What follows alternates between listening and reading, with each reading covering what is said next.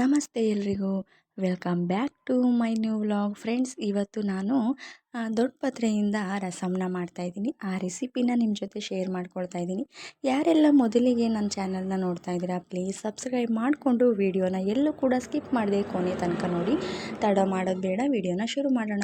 ಮೊದಲಿಗೆ ನಾನಿಲ್ಲಿ ಒಂದು ಪಾತ್ರೆಗೆ ಸ್ವಲ್ಪ ಎಣ್ಣೆನ ಹಾಕ್ಕೊಂಡು ಅದಕ್ಕೆ ಒಂದು 10ರಿಂದ 12 ಕಾಳು ಮೆಣಸು ಅಂತಾರಲ್ಲ ಅದನ್ನು ಹಾಕ್ಕೊಂಡಿದ್ದೀನಿ. ಮೆಣಸು ನಮಗೆ ಖಾರಕ್ಕೆ ಎಷ್ಟು ಬೇಕೋ ಅಷ್ಟನ್ನು ಹಾಕ್ಕೋಬೇಕಾಗುತ್ತೆ. ನಾನು ಸ್ವಲ್ಪನೇ ಹಾಕ್ಕೊಳ್ತಾ ಇದ್ದೀನಿ.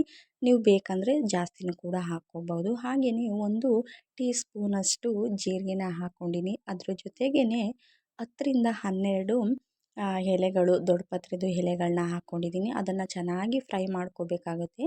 ಕಡಿಮೆ ಅಂದ್ರೂ 5ರಿಂದ 6 ನಿಮಿಷ ನಾವು ಚೆನ್ನಾಗಿ ಮಿಕ್ಸ್ ಮಾಡಿಕೊಂಡು ದೊಡ್ಡ ಪತ್ರೆದು ಹಸಿ ವಾಸನೆ ಎಲ್ಲ ಕಂಪ್ಲೀಟಾಗಿ ಹೋಗೋ ತನಕ ನಾವು ಮಿಕ್ಸ್ ಮಾಡ್ಕೊಳ್ತಾ ಇರಬೇಕಾಗತ್ತೆ. ಸಾಮಾನ್ಯವಾಗಿ ನಾವು ಚಿಕ್ಕ ಮಕ್ಕಳಿಗೆ ಕೆಮ್ಮು ಕಫ ಇದ್ದಾಗ, ಶೀತ ಇದ್ದಾಗ ದೊಡ್ಡ ಪತ್ರೆನ ಬಳಸೋದು ಸಹಜ. ಅದನ್ನು ಸ್ವಲ್ಪ ಬಿಸಿ ಮಾಡಿ ಅದರಲ್ಲಿರೋ ರಸನ ಮಕ್ಕಳಿಗೆ ಕುಡಿಸ್ತೀವಿ, ಕೆಮ್ಮು ಹಾಗೆ ಶೀತ ಹೋಗಲಿ ಅಂತ ಹೇಳಿ. ದೊಡ್ಡ ಪತ್ರೆನ ನಾವು ಆವಾಗವಾಗ ಈ ರೀತಿ ಅಡುಗೆಯಲ್ಲಿ ಬಳಸಿದ್ರೆ ತುಂಬಾ ಒಳ್ಳೆಯದು. ನೋಡಿ, ಅದು ಚೆನ್ನಾಗಿ ಮಿಕ್ಸ್ ಮಾಡಿ ನಾನು ಹಸಿ ವಾಸನೆ ಎಲ್ಲ ಹೋದ್ಮೇಲೆ ಅದಕ್ಕೆ ಸ್ವಲ್ಪನೇ ಅರಿಶಿನ ಪುಡಿನ ಸೇರಿಸಿ ಪೇಸ್ಟ್ ಮಾಡಿ ಇಟ್ಕೊಂಡಿದ್ದೀನಿ.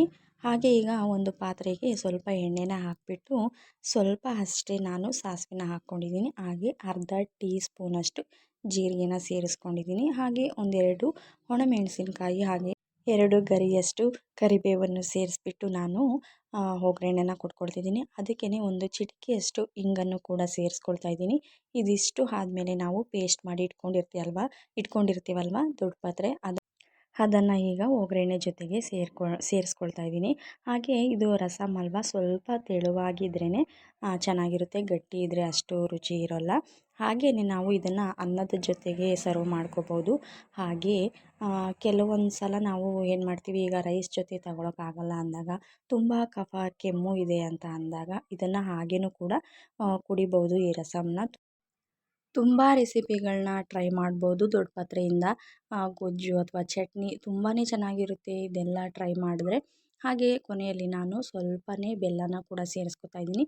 ಹಾಗೆ ರುಚಿಗೆ ತಕ್ಕಷ್ಟು ಉಪ್ಪನ್ನು ಸೇರಿಸಿ ಕೊನೆಯಲ್ಲಿ ನಾನು ಹುಣಸೆ ರಸನ ಸೇರಿಸ್ಕೊಳ್ತಾ ಇದ್ದೀನಿ. ಹುಣಸೆ ರಸದ ಬದಲಿಗೆ ನಾವು ನಿಂಬೆ ರಸ ಕೂಡ ಸೇರಿಸ್ಬೋದು.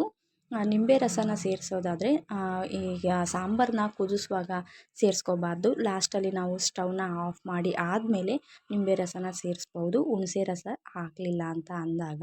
ನೋಡಿ, ಫೈನಲಾಗಿ ಈ ರೀತಿ ನಾನಿವಾಗ ರಸಮ್ನ ರೆಡಿ ಮಾಡಿದ್ದೀನಿ. ಇಷ್ಟು ತೆಳುವಾಗಿದ್ದರೆ ಸಾಕು. ಇದಕ್ಕಿಂತ ಗಟ್ಟಿ ಆದರೆ ಅಷ್ಟು ಚೆನ್ನಾಗಿರಲ್ಲ. ಇನ್ನೂ ತೆಳುವಾಗಿನೂ ಕೂಡ ಮಾಡ್ಕೋಬೋದು, ಸಾಕಾಗತ್ತೆ ನಮಗೆ. ಹಾಗಾಗಿ ನಾನು ಇಷ್ಟನ್ನು ಪ್ರಿಪೇರ್ ಮಾಡಿದ್ದೀನಿ. ಆದರೆ ನಾವು ಸಾಂಬಾರಲ್ಲಿ ಸ್ವಲ್ಪ ಖಾರನ ತಿನ್ನೋದ್ರಿಂದ ನಾನು ಇದ್ರ ಜೊತೆಗೆ ಖಾರ ಪುಡಿನೂ ಕೂಡ ಸೇರಿಸ್ತಾ ಇದ್ದೀನಿ. ಖಾರ ಪುಡಿ ಬದಲಿಗೆ ನಾವು ಮೆಣಸು ಕಾಳನ್ನು ಕೂಡ ನಾವು ಕ್ವಾಂಟಿಟಿ ಜಾಸ್ತಿ ಮಾಡಿಕೊಂಡು ಖಾರನ ಅದರಲ್ಲೂ ಕೂಡ ಮಾಡ್ಕೋಬೋದು. ಆದರೆ ನಾನು ಅಲ್ಲಿ ಕಡಿಮೆ ಬಳಸಿರೋದ್ರಿಂದ ಸ್ವಲ್ಪನೇ ಖಾರ ಪುಡಿನೂ ಕೂಡ ಸೇರಿಸ್ಕೊಂಡು ಚೆನ್ನಾಗಿ ಕುದಿಸ್ಕೊಳ್ತಾ ಇದ್ದೀನಿ. ಸೊ ಇಲ್ಲಿಗೆ ದೊಡ್ಡ ಪತ್ರೆ ರಸಮ್ಮು ರೆಡಿಯಾಗಿದೆ. ಮಕ್ಕಳಿಗೆ ಕೆಮ್ಮಾದಾಗ ನಾವು ದೊಡ್ಡ ಪತ್ರೆನ ಹಾಗೇ ಬಳಸಿ ಮಕ್ಕಳಿಗೆ ಕುಡಿಸೋದು ಈ ರೀತಿ ಮಾಡ್ತೀವಿ. ಅದನ್ನು ಮಕ್ಕಳು ಇಷ್ಟಪಡಲ್ಲ. ಆ ಟೈಮ್ನಲ್ಲಿ ನಾವು ಈ ರೀತಿ ಪ್ರಿಪೇರ್ ಮಾಡಿ ಮಕ್ಕಳಿಗೆ ಊಟದ ಜೊತೆ ಸೇರಿಸಿದಾಗ ಕೆಮ್ಮು ಕೂಡ ಕಡಿಮೆ ಆಗುತ್ತೆ ಅಂತಲೇ ಹೇಳ್ಬೋದು. ನಾನಿವಾಗ ನನ್ನ ಮಗನಿಗೆ ಊಟ ಮಾಡಿಸೋಕೆ ಅಂತ ಹೇಳಿ ಊಟಕ್ಕೆ ಬಡಿಸ್ಕೊಳ್ತಾ ಇದ್ದೀನಿ. ಎಲ್ರಿಗೂ ಕೂಡ ಈ ವಿಡಿಯೋ ಸ್ವಲ್ಪನಾದರೂ ಯೂಸ್ಫುಲ್ ಆಗಿದೆ ಅಂತ ಹೇಳಿ ಅಂದ್ಕೊಳ್ತೀನಿ. ಹಾಗೆಯೇ ಮತ್ತೊಂದು ವಿಡಿಯೋದೊಂದಿಗೆ ಸಿಗ್ತೀನಿ. ಅಲ್ಲಿವರೆಗೂ ನನ್ನ ವಿಡಿಯೋಸ್ನ ನೋಡ್ತಾ ಹೀಗೆ ಸಪೋರ್ಟ್ ಮಾಡಿ. Thank you for watching friends.